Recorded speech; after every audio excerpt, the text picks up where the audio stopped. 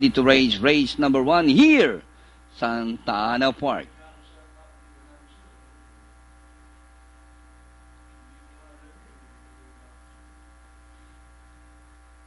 And the race is on. Fernando's entry from the outside, rushing up his Phantom Cookie.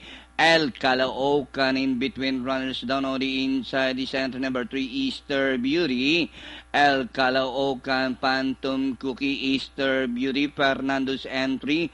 Real Crispy and Much Play. And rounding the far turn, El Caloocan by Anek, Phantom Cookie. Fernando's entry, racing on the outside by the relish, Easter Beauty. And Real Crispy as they race the last 450.